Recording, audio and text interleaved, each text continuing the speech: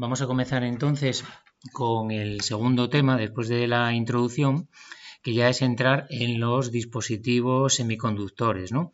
Y vamos a ver el dispositivo semiconductor más simple, el primero, que es el diodo, ¿no? Entonces, bueno, tenemos aquí el tema 2. Vale, tenemos el tema 2 que, bueno, pues aquí tenemos un poco el índice de lo que vamos a ver, ¿no? En este tema también, que vamos a ver el diodo, vamos a aprovechar para hablar un poco de materiales semiconductores, cómo se comportan los materiales semiconductores, qué características tienen, etcétera, ¿no? Entonces, en esta primera parte es lo que vamos a ver, ¿no? Semiconductores, unión PN. Y luego ya a partir de aquí del punto 6, pues empezaremos ya a ver el comportamiento de los diodos, ¿no? Pues la curva característica, los modelos, cómo se modelizan los diodos para luego poder hacer análisis de circuitos. Y luego veremos también otros tipos de diodos, ¿no? Porque diodos pues hay diferentes tipos. Un poco los más habituales, aparte del diodo normal, que sería el diodo rectificador, pues tendríamos el diodo Zener, los fotodiodos, los diodos emisores de luz, los LED, que hoy en día son muy famosos por las lámparas LED que todos utilizamos, y los diodos Schottky, ¿vale? Hay otros diodos como diodos GaN, diodos túnel, etcétera, esos no los vamos a ver, ¿no? Estos son un poco los más importantes. Y luego ya para acabar este tema vamos a hablar un poco de circuitos de aplicación de diodos, circuitos muy típicos como pueden ser los recortadores, rectificadores de media onda, de doble onda, doblador de tensión, detector de pico.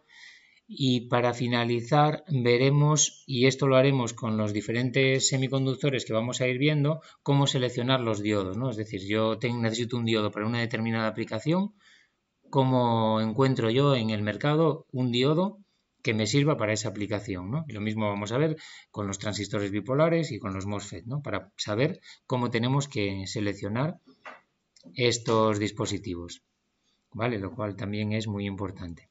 Vale, entonces este sería el segundo tema, que es el diodo semiconductor. Bueno, pues vamos a repasar un poco cosas muy simples que sabemos de química, ¿no? Lo primero, la estructura electrónica, que nos sirve un poco para entender el funcionamiento de los semiconductores. ¿Qué elementos se utilizan para implementar estos dispositivos electrónicos? Bueno, pues se utilizan elementos que están en la cuarta columna, de la tabla periódica. Y si vamos a esta columna, pues nos encontramos los elementos típicos semiconductores que son el silicio, fundamentalmente hoy en día, y el germanio, que también se utilizó mucho, bueno, y en algunas aplicaciones se sigue utilizando. Y otros elementos que nos puede servir un poco también como ejemplo, que es el carbono. Carbono no es semiconductor del todo, pero está en la misma columna. Y como sabemos, la propiedad que tienen estos elementos que están en esa columna es que tienen, como están en la columna cuarta, tienen 4 electrones en la última capa, ¿vale? Que son los electrones que están menos ligados al núcleo y por lo tanto son los electrones que intervienen pues, en las asociaciones, ¿no? En la formación de compuestos y también en los fenómenos de conducción eléctrica, ¿vale? Porque si nosotros tenemos un átomo aislado, el átomo aislado es neutro, no es una carga eléctrica. ¿De acuerdo? Entonces no se va a mover frente a un campo eléctrico y no vamos a tener por tanto corriente. Para que tengamos corriente necesitamos tener cargas eléctricas y por lo tanto tenemos que separar por lo menos electrones de esos átomos para tener por un lado un electrón que se puede mover y es una carga negativa y en algunas ocasiones el átomo cargado positivamente también se puede mover y conducir corriente. ¿Vale? Bien, pues esa sería la idea. Vamos a tomar como ejemplo el carbono. Bueno, porque es el más sencillo de estos elementos, ¿no? El que menos electrones tiene en la estructura y es el más sencillo, nos sirve un poco como ejemplo. Si nosotros cogemos el átomo de carbono totalmente aislado, pues tenemos la estructura y los modelos que se estudiaron de forma perfecta, ¿no? Tendríamos que en total tenemos 6 electrones en el carbono, 2 estarían en la capa de menos energía, luego tendríamos otros 2 en el orbital 2s y otros 2 en el orbital 2p, ¿no? Y estos serían los 4 últimos electrones que están menos ligados al núcleo y son los que pueden intervenir en esas propiedades de asociación de elementos o de conducción de energía eléctrica, ¿no? de electricidad. Vale, entonces esto como veis es muy bonito y son niveles energéticos que van a ocupar los electrones, siempre van ocupando los niveles de menos energía porque sabemos que en la naturaleza los sistemas siempre tienden a la mínima energía y se va rellenando por abajo, ¿no? Y luego como veis aquí nos quedan algunas posiciones que incluso podrían estar ocupando los electrones, esas serían posiciones de energía libres, ¿vale? Y lo que os digo, esto es muy bonito si cogemos un solo átomo, por ejemplo el carbono en estado vapor y él está aislado de otros átomos alrededor. Pero cuando tenemos otros materiales en los cuales la distancia interatómica entre los átomos es menor, pues claro, podéis entender que también hay interacción entre ellos, ¿no? Todos lo sabemos. Con lo cual, si hacemos una representación de los niveles de energía que tenemos en función de la distancia interatómica, como veis aquí, en función de la distancia interatómica, pues vamos a tener diferentes materiales y el carbono es muy interesante porque nos lo podemos encontrar en diferentes materiales, todos ellos formados por carbono puro, ¿vale? Pero con diferente distancia interatómica y totalmente diferentes propiedades. ¿Vale? Por ejemplo, si tenemos el carbono aislado, como veis, tenemos exactamente estos niveles de energía como vimos antes. Pero en el caso del grafito, la distancia interatómica es menor. Entonces, los niveles de energía se distorsionan y como veis, el nivel debajo del todo, el 1s, prácticamente no cambia. Pero los otros niveles empieza a haber una interacción entre ellos. ¿Y esto qué significa? Que los electrones no pertenecen solamente a uno de los átomos, están ya en el entorno de dos átomos o más átomos. ¿De acuerdo? Y realmente en los materiales conductores sabemos que los electrones están por ahí distribuidos y no pertenecen realmente a ningún átomo y tienen una capacidad, una movilidad muy alta, ¿no? Pues esto es lo que ocurre, por ejemplo, en el grafito, que es un material conductor, ¿vale? Aquí, como veis, tenemos toda esta banda en la cual podemos encontrar electrones con energía de cualquiera de esos niveles. ¿De acuerdo? Y por tanto el grafito es un material conductor, puede conducir la electricidad como si fuese el cobre, al cobre le pasaría algo parecido, al aluminio también.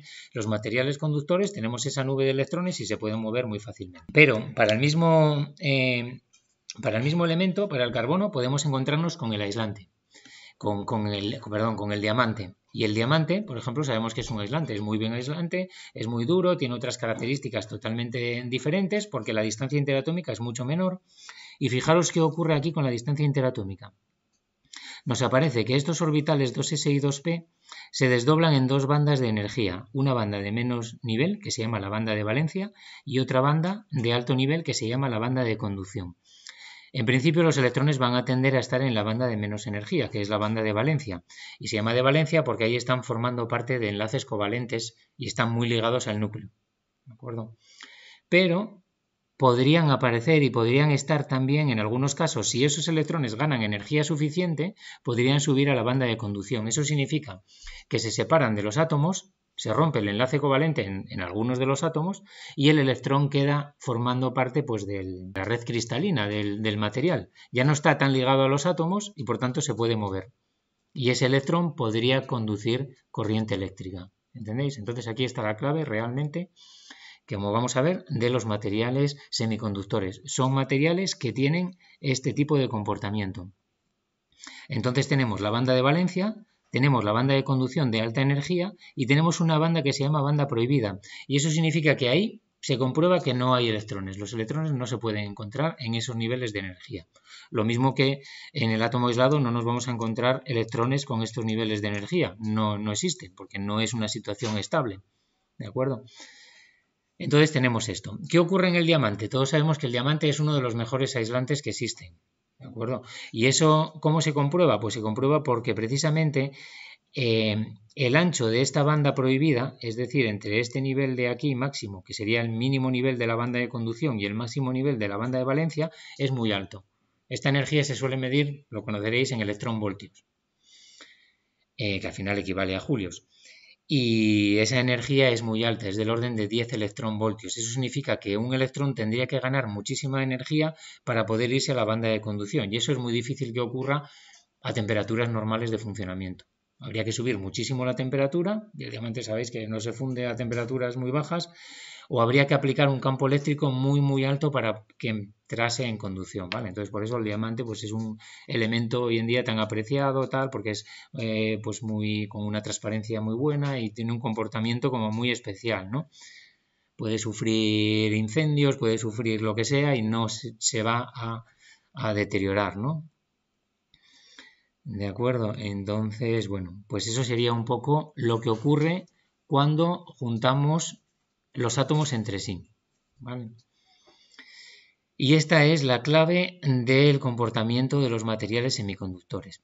¿Qué es lo que se hace después? Bueno, pues para representar esto de forma un poco más sencilla, como veis ahí, intentar ampliarlo un poco, lo representamos con estas gráficas que se llaman los diagramas de banda simplificados. Para no representar el diagrama exacto, pues un elemento determinado lo representamos de esta manera. Por aquí tenemos lo que se llama la banda de valencia, tenemos la zona prohibida y tenemos la banda de conducción. Hay dos niveles muy importantes que sería el nivel de mayor energía que pueden tener los electrones en la banda de valencia, que sería este nivel de aquí, WV, y el mínimo nivel de energía que podrían tener los electrones en la banda de conducción, ¿vale? WC. Y entonces la situación, si estamos a muy baja temperatura en estos materiales, lo que ocurre es que los electrones van a estar todos dentro de la banda de valencia, o sea, en los mínimos niveles de energía, porque los átomos no están vibrando, entonces la situación está muy estable, a muy baja temperatura, pues tenemos eso, bueno, 0 Kelvin sabemos que no se puede conseguir prácticamente, pero bueno, sería un caso ideal. Entonces todo estaría muy en reposo y todos los electrones en la posición mínima de energía. Pero si vamos subiendo la temperatura, sabéis que al final la temperatura es una medida de la energía cinética de los átomos, de la vibración de los átomos. Los átomos empiezan a vibrar, los electrones, algunos de los electrones se disparan, salen y los enlaces covalentes se rompen. Eso significa que el electrón es capaz de pasar a la banda de conducción, separarse del átomo y estar un poco por ahí dentro de la red cristalina y tener una cierta movilidad y poder moverse a otras posiciones, como veis aquí, que sería alejarse del átomo que lo originó y moverse por ahí por otros átomos, porque son posiciones en las cuales se puede situar, niveles de energía en los cuales puede estar. Y eso produce corriente eléctrica, ¿vale? Y esta situación que queda aquí, que podemos llamar hueco, y de hecho se llaman huecos, esto significa que es un átomo del material que perdió un electrón y por lo tanto está cargado positivamente. No lo solemos representar con el signo más para simplificar, pero bueno, se suele llamar hueco, hole en inglés, y es una posición libre de uno de los átomos de la estructura cristalina. Entonces también ocurre que estos otros electrones que están por aquí en la banda de valencia que pertenecen a otros átomos pueden saltar a ese átomo. Por la propia vibración y tal, pues algún electrón puede saltar y también por otros fenómenos, ¿no? Puede ser térmico o puede ser porque le apliquemos un campo eléctrico. Entonces esos electrones se separan de uno de los átomos y pasan al otro átomo. Y por lo tanto también podemos tener conducción de corriente eléctrica en la banda de valencia, ¿vale? Aquí lo veremos más adelante, realmente es como si el electrón se moviese hacia la derecha, pero también lo podemos ver como que el átomo positivo se movió hacia la izquierda, porque si el electrón rellena aquí, este átomo se vuelve neutro y este otro que pierde el electrón se queda cargado positivamente, con lo cual tenemos una corriente al final de una unidad, porque es una carga moviéndose negativa a la izquierda, o una carga positiva se puede ver como una carga positiva que se mueve hacia la derecha, hacia la izquierda y el electrón hacia la derecha. Vale, entonces podemos tener conducción eléctrica de las dos maneras. Esa sería un poco la idea. Y esto nos da lugar a los tres grandes tipos de materiales que conocemos, que son los metales, los aislantes y los semiconductores. Y es, por ejemplo, el caso pues, del carbono, ¿no? El carbono pues, podemos considerarlo como aislante cuando es el diamante, ¿vale? Y cuando es el grafito es prácticamente un conductor. Sería como si fuese un metal. La resistencia es muy baja, ¿vale? Y se utiliza incluso en aplicaciones. En algunos casos se hacían, las primeras lámparas se hacían con filamentos de carbono, ¿vale? Que puede soportar alta temperatura y tal, y conduce corriente eléctrica con baja resistencia. Vale, y esos serían estos elementos de aquí. Los conductores, lo que ocurre es que no hay bandas separadas, no hay banda prohibida, y los electrones están tanto en la banda de valencia como en la banda de conducción y se pueden mover libremente. Luego tendríamos los aislantes como el diamante. La banda prohibida es muy grande, 10 electronvoltios aproximadamente de ese orden. Eso es mucha energía. Se necesita una temperatura muy alta o aplicar un campo eléctrico muy alto para que llegue a tener esa energía. Entonces es muy difícil que conduzca la electricidad. Pero luego tenemos unos materiales especiales que se descubrieron, que son el silicio y el germanio, donde la banda prohibida es muy estrechita, es solamente del orden de 1 electronvoltio, o menor incluso. ¿Vale? Silicio 1,12 electronvoltios, germanio 0,68 electronvoltios. ¿Vale? Eso ya no es tanta energía y es fácil que los electrones adquieran esa energía a temperatura ambiente. Ya pues a 25, 27 grados ya tienen suficiente energía para pasar a la banda de conducción. ¿Vale? Y también esto es dinámico. Un electrón que puede pasar a la banda de conducción puede luego volver a la banda de valencia. Entonces ahí esto es una situación dinámica. Lo que al final tenemos es un promedio. ¿De acuerdo? Y estos son los elementos que nos interesan a nosotros. Aquí está la clave para poder hacer todos estos dispositivos, ¿vale? Para poder hacer los diodos, los transistores bipolares, transistores FET, etcétera, ¿vale? Veréis que es muy ingenioso el comportamiento de estos dispositivos, ¿no? Y cómo se hacen a partir de estos materiales semiconductores. Bueno, luego otra cosa que se comprueba es que esto se puede estudiar y se puede encontrar en los libros de física, es que la velocidad que van a tener los portadores de carga eléctrica, cuando hablamos de portadores son electrones, que son cargas negativas, o iones positivos, que son los átomos del semiconductor, que les falta un electrón, que también se pueden mover. Bueno, pues se mueven porque nosotros le vamos a aplicar un campo eléctrico. Entonces, si ponemos positivo a la izquierda y negativo a la derecha, los electrones se van a ir moviendo hacia el positivo y adquieren una velocidad, ¿vale? Y claro, aquí podríamos decir, pero esa velocidad, si le estamos aplicando una fuerza, porque al final la fuerza que le aplicamos al electrón es la intensidad de campo eléctrico multiplicado por la carga, o sea que estamos aplicando continuamente una fuerza. Y aquí podríais pensar, si yo continuamente le aplico una fuerza, tengo una aceleración, con lo cual el electrón se tendría que estar acelerando indefinidamente y al final alcanzaría una velocidad infinita, y en situación ideal, ¿vale?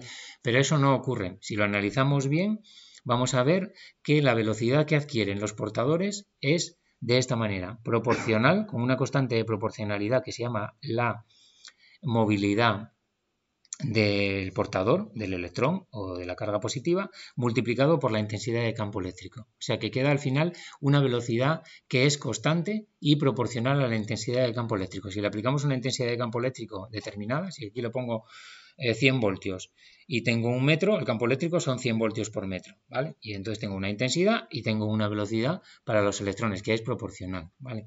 ¿Por qué es esto? Muy sencillo, porque el movimiento de los electrones hay otra fuerza que se resiste al movimiento de los electrones, que es el choque de los electrones con los átomos que tenemos en la red cristalina, ¿de acuerdo?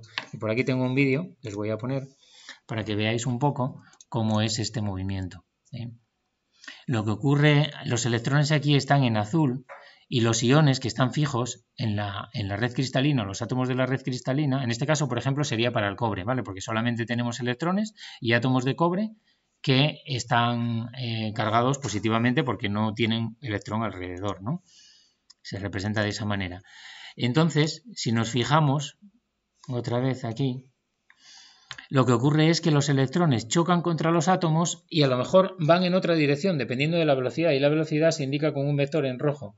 Pero como al final tenemos otra vez el campo eléctrico que los sigue empujando, al final siguen moviéndose. El campo eléctrico los sigue moviendo en esa dirección. Y lo que tenemos es una velocidad media que es proporcional a la intensidad del campo eléctrico. Nos lo podemos imaginar también. Imaginaros una manzana que está en un árbol, está arriba del todo, el más alto de todo, y la manzana ya está madura y se cae. Entonces, ¿qué le va a ocurrir a la manzana? Va a ir chocando contra todas las ramas y puede salir rebotado un poco hacia arriba, pero luego al final la gravedad la va trayendo hacia abajo. Con lo cual, si eso lo estudiamos estadísticamente, la velocidad de la manzana sería constante. No sería acelerada porque va chocando contra las ramas y ahí se va frenando de alguna manera, ¿vale? Eso se puede estudiar en los libros de física y bueno, os lo comento porque si lo pensáis detenidamente es un poco chocante que la velocidad realmente quede constante, pero al final es constante y proporcional a la intensidad de campo eléctrico. Y luego, a partir de aquí, pues ya podríamos calcular la corriente o la densidad de corriente que está circulando por un conductor. Y la densidad de corriente, al final habíamos visto que es la carga que atraviesa una determinada sección. ¿Cuánta carga atraviesa una determinada sección? Pues lo podemos calcular como la concentración de cargas que tenemos en el material multiplicado por la unidad de carga siempre es única, la unidad de carga es la del electrón, que es negativa, y la del ion o iones, que es positiva, y multiplicado por la velocidad.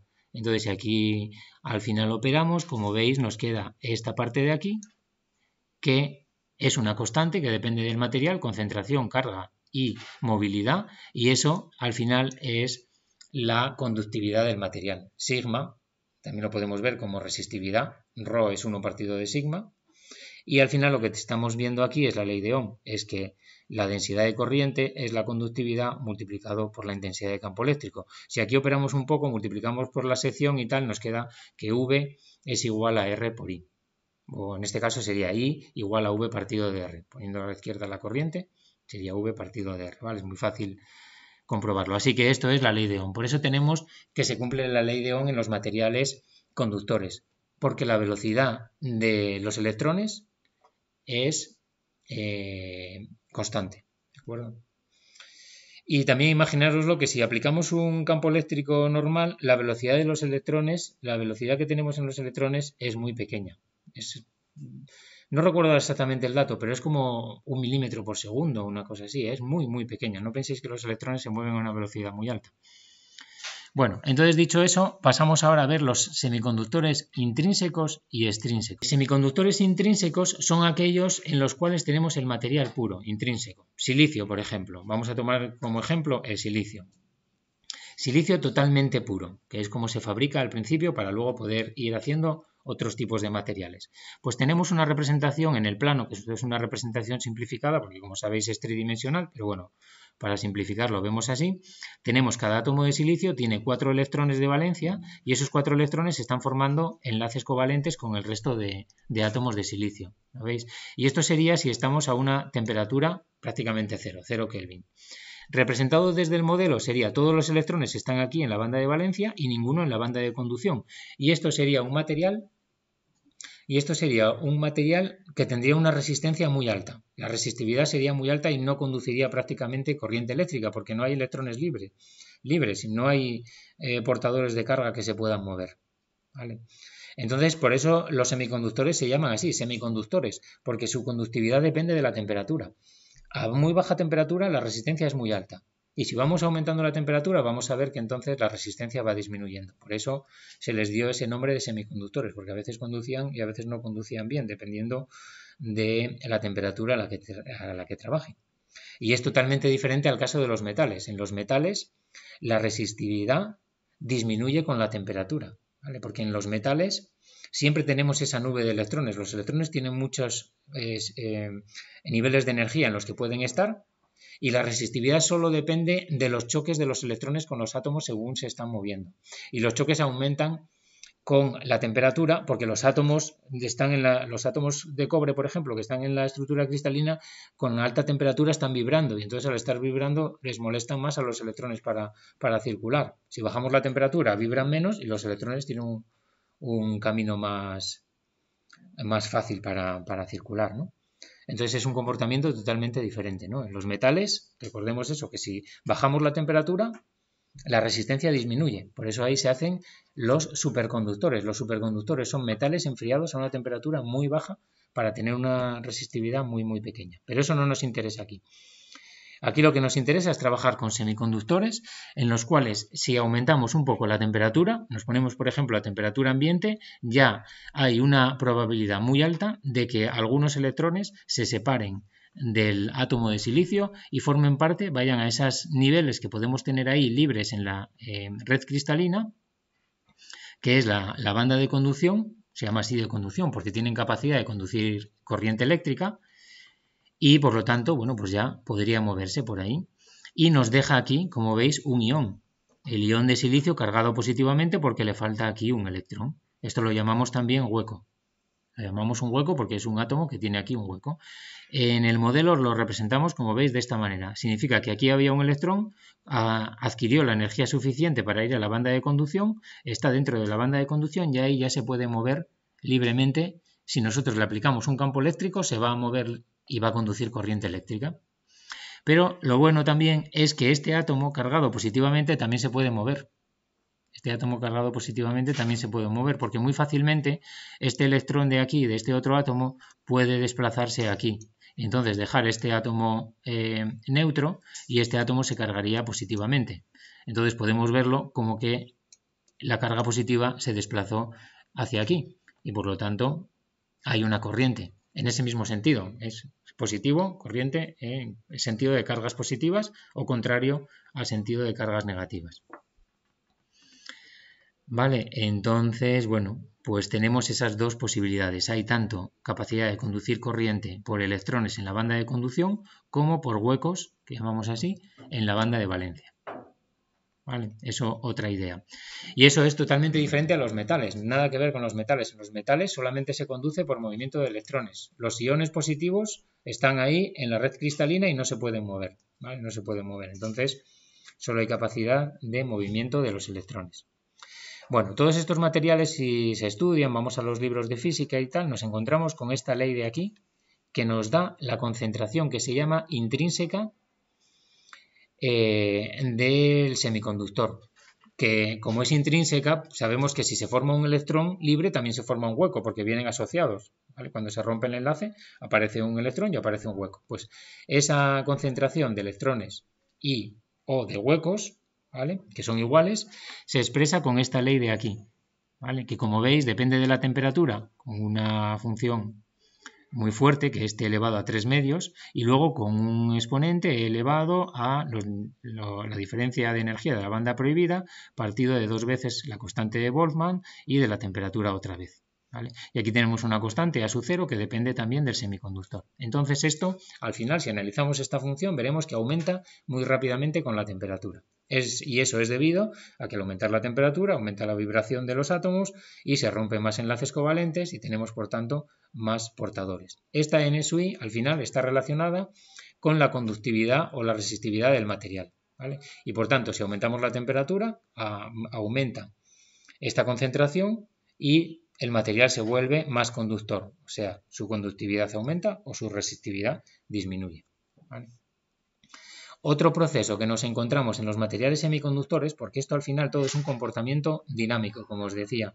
Entonces hay electrones que se están moviendo por ahí y de repente pues parece que se acercan más a un hueco de lo debido, un electrón que estaba libre vuelve a formar parte del enlace covalente y este átomo que estaba cargado positivamente queda otra vez neutro. Pero claro, el electrón había ganado una energía al pasar, por agitación térmica, había ganado una energía al pasar de la banda de valencia a la banda de conducción. Entonces esa energía, como sabemos, se tiene que devolver, con lo cual ese electrón, al producirse la recombinación y volver a formar parte del enlace covalente, emite una onda electromagnética, emite esa energía en forma de onda electromagnética, ¿vale?, en forma de radiación, ¿de acuerdo?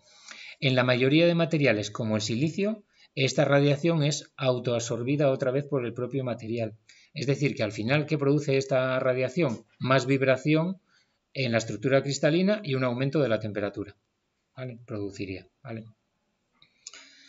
Y esa sería un poco la idea. Pero en otros materiales, que es cuando se descubrieron los materiales semiconductores que son capaces de emitir luz, que utilizamos, por ejemplo, en las lámparas LED y en los diodos LED, pues se descubrió que determinados materiales tenían dos propiedades. Primera, eran transparentes y segunda, la banda prohibida tiene una energía de manera que la frecuencia de esa energía cae dentro de la banda visible y por lo tanto esa radiación nosotros la podemos ver, nos va a emitir radiación electromagnética que es capaz de atravesar el material porque no la absorbe el material, ¿vale?, porque no está en las zonas de resonancia apropiadas del material y esa radiación sale al exterior y se produce luz visible. Entonces eso es otra propiedad también, ¿no? Para eso necesitamos materiales especiales, ¿vale?, basados pues en otros materiales, como puede ser pues el nitruro de galio, por ejemplo, puede llegar a emitir radiación visible,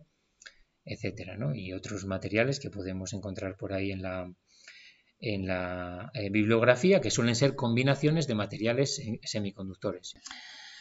Vale, entonces eso sería un poco la idea de funcionamiento. Bien, y luego aquí es donde se les ocurrió jugar con estos semiconductores y decir, bueno, pues vamos a jugar con estos semiconductores y vamos a crear unos materiales nuevos que se llama semiconductor extrínseco de tipo N. Semiconductor extrínseco de tipo N sería si nosotros añadimos como impurezas al material que era puro, le añadimos impurezas de otras columnas de la tabla periódica. Estamos en la columna cuarta con el silicio, ¿vale? Tiene 4 electrones de valencia. Si jugamos con los otros materiales, podemos jugar con los materiales de la columna 3, que tienen 3 electrones de valencia, y con los de la columna 5, que tienen 5 electrones de valencia. Vamos a empezar con los de la columna 5. Por ejemplo, el antimonio. Le metemos algunas impurezas de antimonio al silicio. Podéis pensar, ¿cómo se hace esto? ¿Cómo meto yo ahí las impurezas? ¿Cómo se hace? Bueno, pues eso se hace lo que se llama una oblea de silicio, que es una rodaja de silicio muy fina, y se mete en un horno en el cual vaporizamos antimonio. Ponemos un vapor con átomos de antimonio. Entonces el antimonio va difundiendo a una determinada temperatura, va difundiendo dentro del material, se cuela dentro del material, ¿vale? Por los intersticios entre los átomos, y se acaban formando ahí zonas en las cuales podemos meter antimonio, y el antimonio va a reaccionar con los átomos de silicio y nos queda lo que vemos en la figura. Pero ¿qué ocurre? Que el antimonio, cuando llega, él tiene 5 electrones, y esos 5 electrones solamente puede compartir 4 con los 4 átomos de silicio circundantes, y queda un electrón libre. Queda un electrón, en principio no está libre, está en el átomo de antimonio, pero en una posición que está solitario, no tiene con quién juntarse. Entonces, como tiene solo la asociación con el átomo de antimonio, con muy poca temperatura se va a librar del átomo de antimonio y va a quedar en la estructura cristalina, ¿de acuerdo? Ya ves que si aumento la temperatura ya se rompe por aquí un enlace covalente y un electrón pasa a la estructura cristalina, pues este que no tiene enlace covalente a muy baja temperatura ya se va. Y eso se representa aquí en el diagrama como este nivel de aquí, omega D, que es el nivel de energía del átomo donador. El antimonio se llama donador porque dona electrones. Tiene un nivel de energía aquí con muchos electrones, cada uno de un átomo de antimonio, y van a pasar muy fácilmente a la banda de conducción. Con lo cual, a temperatura ya normal de funcionamiento, ya todos los electrones están dentro de la estructura cristalina. Los átomos de antimonio solamente tienen 4 y por lo tanto son una carga positiva. Y queda el electrón, que es una carga negativa, ¿vale? Pero cuidado aquí, porque ese electrón libre sí es una carga negativa que se puede mover, pero el antimonio es una carga positiva que no se puede mover, ¿vale? Porque si os fijáis, no se puede mover porque está enlazada con los 4, ¿vale? Tiene los 4 electrones rodeándolos, y así que los átomos de antimonio siempre van a tener 4 electrones en torno a ellos, y son cargas positivas que no son móviles, son inmóviles, ¿vale? Es como el cobre también, que el ion de cobre no se puede mover porque está ligado a todo el resto de átomos. ¿Vale? Entonces eso también importante. Con lo cual, lo que hacen los átomos donadores es donar electrones y tenemos, por tanto, un material que, como veis aquí, tiene más electrones. Aquí en esta figura, en esta parte del material, tenemos 2 electrones y un solo hueco. 2 cargas negativas y una carga positiva. Siempre va a tener más electrones que huecos. Normalmente se representa con N la concentración de electrones y con P la concentración de huecos. ¿Vale? Entonces estos materiales se llaman materiales de tipo N porque tienen más electrones que huecos. Y la conducción eléctrica de corriente se da principalmente por el movimiento de los electrones. La corriente de los huecos es casi despreciable porque se fabrican así con bastantes impurezas para que la corriente sea prácticamente debida a los electrones. ¿Lo veis? Esa es la clave. Y aquí en estos materiales se habla de mayoritarios y de minoritarios, portadores de carga y portadores de corriente. Mayoritarios, que en el material de tipo N serían los electrones, y los minoritarios serían los huecos, ¿vale? Que nos quede eso también. Vale, un poco por cuantificar esto.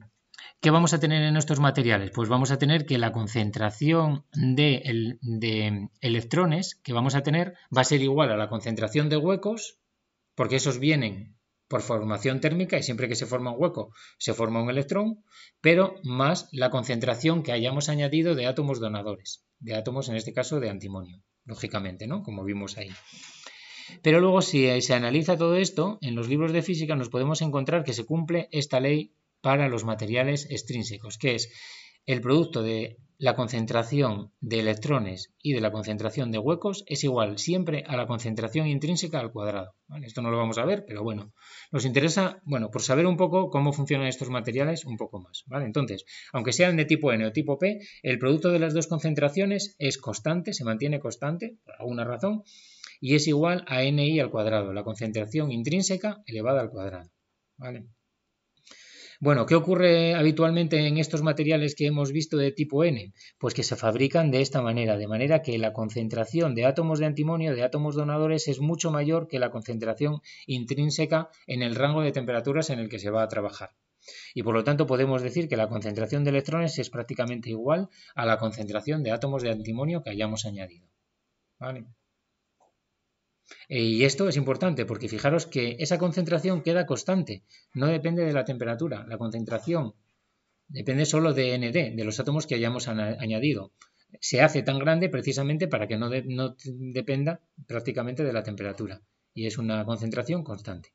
Lo que sí depende de la temperatura es, por tanto, debido a esta ley, la concentración de huecos. Porque si aquí despejamos, considerando la aproximación que hemos hecho, la concentración de huecos sería igual a NI al cuadrado partido de ND. ND es constante y NI depende de la temperatura. Así que la concentración P, que es concentración de minoritarios, depende de la temperatura. Por lo tanto, lo que es conveniente es saber que estos minoritarios, si aumenta la temperatura, va a haber más minoritarios, si disminuye la temperatura, va a haber menos minoritarios. ¿Vale? Y esto en algunos casos, en algunos efectos que aparecen en los semiconductores, pues es importante. ¿Vale? Y también entonces es muy importante que os deis cuenta que los semiconductores y en general los dispositivos hechos con semiconductores, diodos y transistores tienen un comportamiento que depende mucho de la temperatura y es un parámetro que hay que considerar siempre cuando diseñamos algo con este tipo de dispositivos. La temperatura nos va a afectar a todo. Y cuando compráis un ordenador, una calculadora, etcétera, si os fijáis, nos viene un rango de temperatura en el que puede trabajar. Y eso no es por capricho, es porque si nosotros nos vamos al Polo Norte con nuestra calculadora normal, probablemente no nos vaya a funcionar. La temperatura sea tan baja que ya todas las concentraciones para los que están diseñados, etcétera, dejan de funcionar y esos materiales no funcionan. Entonces, los dispositivos tienen un rango de temperatura de funcionamiento. El rango normal, si no recuerdo mal ahora, es como de 0 grados a 75 grados, el grado habitual de los semiconductores normales. Y los semiconductores que se utilizan para aplicaciones especiales, creo que es algo entre menos 25 grados hasta 125 grados, una cosa así, para satélites y cosas así ya que requieren mayor rango de temperatura. ¿Vale? Entonces, fundamental la temperatura. Si no tenemos en cuenta la temperatura, muchas veces nos podemos llevar sorpresas en el funcionamiento de los equipos. Vale, y entonces la clave de aquí que se les ocurrió a los investigadores que trabajaron en esto es ahora hacer lo contrario. Ahora vamos a jugar con los materiales de la columna 3 y vamos a añadir átomos de aluminio y vamos a ver qué pasa ahí en los materiales. Entonces hacen lo mismo, metemos por difusión átomos de aluminio en el silicio puro y a ver qué pasa, porque el aluminio solamente tiene 3 electrones de valencia, ¿vale? Y tiene otras posiciones, como vemos ahí, en cualquier átomo. Al final, si algún electrón perdido hay por ahí, el electrón puede llegar al átomo y quedarse en el átomo, ¿de acuerdo? Entonces, el aluminio le pasa algo parecido. En principio llega al átomo de aluminio solamente con 3 electrones. Por ejemplo, digamos que este de aquí, este y este de aquí. Y aquí venía con un hueco, pero con muy poca energía, uno de los electrones que pertenece a otro átomo de silicio es capaz de pasar al hueco que tiene el aluminio. Y el aluminio entonces se queda cargado negativamente.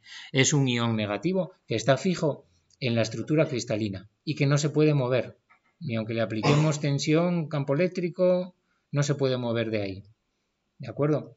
Estos son inmóviles porque, lo que os decía, para que se forme otra vez, si pierde un electrón se queda neutro y no puede. Tendría que perder ya 2 electrones para quedarse cargado positivamente. Ya eso es muy difícil que ocurra. ¿Vale?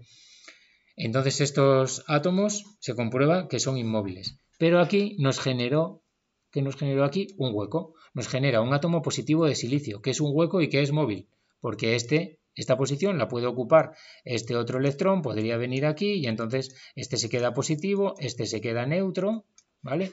Y hay un desplazamiento de corriente en ese sentido. ¿Vale? Todo esto representado aquí sería el nivel del átomo aceptor. Wa es el átomo de aluminio. Aceptor, porque se llama aceptor porque acepta electrones. Y lo que aporta el aluminio son huecos, son posiciones que están muy cerca de la banda de valencia y por lo tanto estos electrones que están en la banda de valencia pueden pasar al aluminio y quedarse ahí. ¿De acuerdo? Y nos genera huecos en la zona de valencia y esos huecos pueden moverse. Y luego tenemos los típicos electrones que por efecto térmico van a la banda de conducción, se pueden luego mover por aquí en la banda de conducción y este hueco también se puede mover. Entonces, ¿qué vemos? Que tenemos más huecos, ahora aquí 2 huecos, bueno, y aquí tenemos 2 electrones porque se dibujó así, pero en general vamos a tener los mismos huecos y electrones generados térmicamente más un hueco generado por el átomo de aluminio, por cada átomo de aluminio que añadimos. Entonces tenemos una concentración mayor de huecos, por ejemplo aquí en la figura, 2 huecos y un electrón, más huecos que electrones, son materiales de tipo P.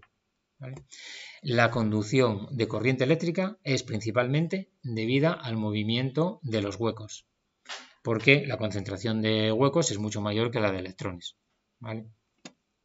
Entonces les ocurre algo parecido. La concentración de huecos, P, es igual a la de electrones generados térmicamente más los electrones los huecos que vienen del átomo aceptor, Na. Como Na es mucho mayor que Ni, se diseña de esa manera, la concentración de huecos va a ser igual prácticamente a los átomos que se están añadiendo como impurezas, Na, son los mayoritarios, y por tanto nos queda una concentración mucho más pequeña de electrones aquí y que cumplen esa ley de ahí y por tanto su concentración además varía con la temperatura. Es una concentración que depende mucho de la temperatura, pero que en principio, si solo consideramos así el material, nos da igual porque la conducción eléctrica depende de los huecos principalmente. ¿Vale? Pero vamos a ver que luego los minoritarios, en algunos casos, también intervienen en el comportamiento de los dispositivos. ¿Vale? Y aquí está la clave. La clave está en estos 2 materiales que se inventaron, que fueron los materiales tipo N y los materiales tipo P. Porque si nosotros tenemos solamente un material tipo N, nada, eso es como un material conductor, porque lo que hemos hecho al añadir los átomos de antimonio es añadir muchos electrones libres y tenemos un material que es conductor. Su resistencia depende también de la temperatura un poco, pero se comporta como un conductor, es decir, lo hacemos con el material N y tenemos una resistencia. Usamos el material este tipo P y también tenemos una resistencia. Pero fijaros, un poco especial porque ahí la corriente viene por el movimiento de cargas positivas, no por el movimiento de cargas negativas, pero al fin y al cabo una resistencia. ¿Vale? Entonces, la clave de todo, bueno, aquí tenéis un poco, perdón, antes de seguir con eso, de información. Lo mismo que vimos antes, la densidad de corriente al final, ¿a qué se debe? Al movimiento de las cargas. Y el movimiento de las cargas viene dado pues por la movilidad. Así que tendríamos al final una corriente que es debida al movimiento de los electrones, mu sub n multiplicado por n, otra debida al movimiento de los huecos, la movilidad de los huecos por la concentración de huecos, P, por la carga unitaria, que equivale a la carga del electrón, y por la intensidad de campo eléctrico. Así que al final nada, nos queda una conductividad sigma o una resistividad igual a 1 partido de sigma, que depende de la temperatura y tal, pero que tiene un valor y por tanto es un material al final que cumple la ley de Ohm. ¿Vale?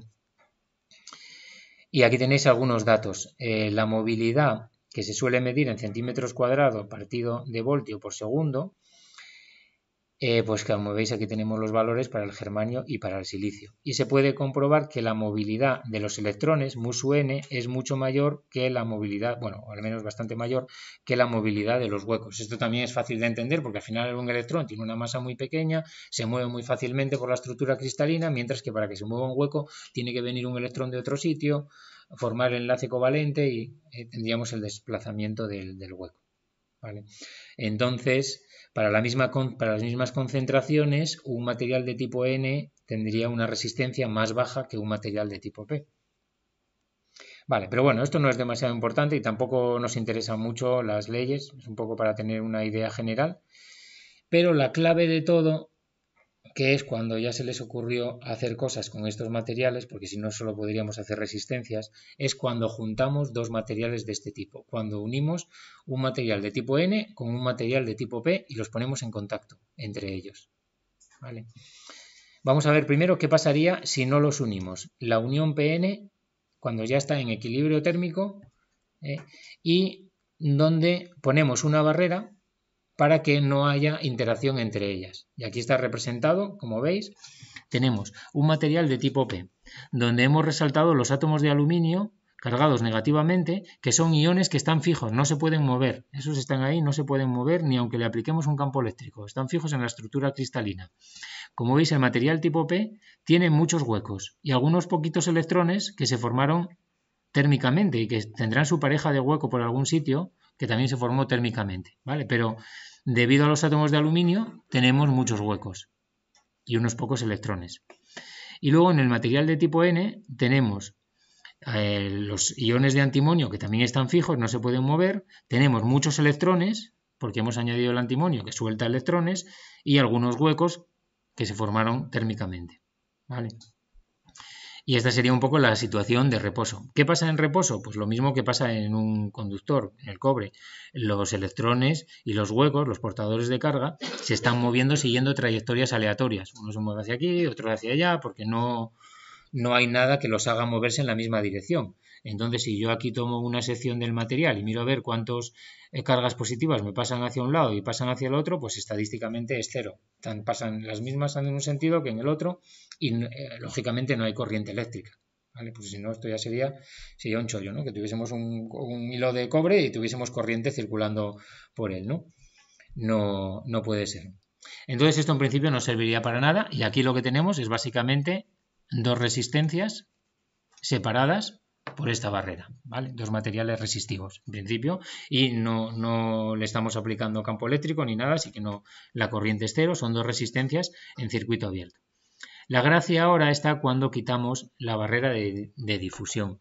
¿Qué pensáis que va a ocurrir cuando quitemos la barrera y pongamos directamente los dos en contacto? Que esto no se puede hacer tampoco así físicamente, no puedo coger dos, no, esto hay que fabricarlo todo, como os decía antes, por difusión.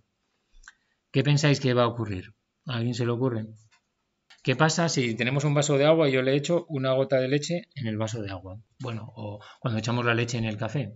Echamos una gota de leche en el café. Se difunde, ¿no? Efectivamente, se difunde, se va difundiendo porque hay una ley en la física que es que los materiales tienden a uniformizar la concentración, ¿no? Entonces, si son miscibles, pues entonces la gota de leche en el agua las moléculas se van a ir separando hasta que la concentración se hace uniforme. Pues aquí lo mismo, tenemos una concentración muy alta de huecos a la izquierda y una concentración muy alta de electrones a la derecha. Y a la derecha muy pocos huecos y a la izquierda muy pocos electrones. Hay diferencias de concentraciones. Pues aquí se cumple la ley de difusión. ¿De acuerdo? Se cumple la ley de difusión. Y entonces, ¿qué ocurre? Que los huecos por difusión se van a mover hacia la derecha, porque allí la concentración de huecos es más baja. Y los electrones se van a tender a mover hacia la izquierda, porque allí la concentración de electrones es más baja. Entonces, por difusión hay ese movimiento. Entonces aquí sí que ya hay algo que los hace moverse en una dirección determinada. ¿Vale? ¿Lo veis? Entonces eso es lo que va a ir ocurriendo. Pero como casi siempre pasa en física, cuando tenemos una acción siempre ocurre algún tipo de reacción, algo que se opone a eso.